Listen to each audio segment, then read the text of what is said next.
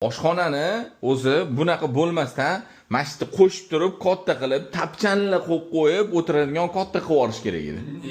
Menimcha o'rtoq zo'r variant topishdi. Mana bu gipskarton bilan yarimni yopib, akkuratно mana oshxona, zavqli qiladigan joy.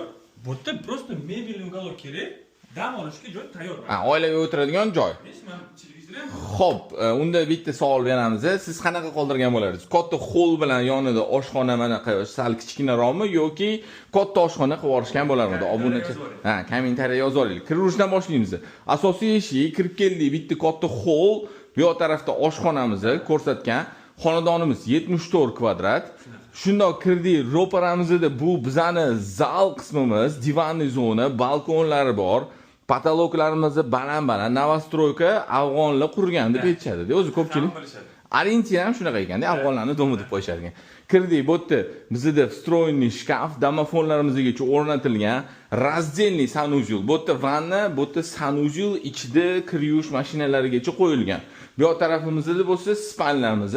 Spalnamiz ham keng, mebellar qo'yilgan. Texnikadan shu bitta televizor agar kerak bo'lsa qo'yib yuborasiz, bo'lmasa bitta konteyner qo'yilsa, xullas tayyor ekan. Sergeli hokimiyatda ro'parasi 9 qavatli dommi 8-qavatida joylashgan. Закрытый двор, охрана 24/7, детский площадка, infrastruktura juda развитый. Narxi shirin joyni ayt. Kvadratga 1100 dan so'ralyapti. Albatta, u startoy narx. Kelinglar, ko'ringlar. Tepasida yana o'tib beriladi. Etib o'tib ketishimizni shart bo'lgan narsa dom bilan domni farqi bor. Albatta. Solishtirib ko'ringlar. Luboy Sergelida mana shu Sergeli atrofidan uy qidirayotganlar, solishtirib bitta ko'ringlar, solishtirib mana shu biz egasini nomerini yozib qo'yamiz.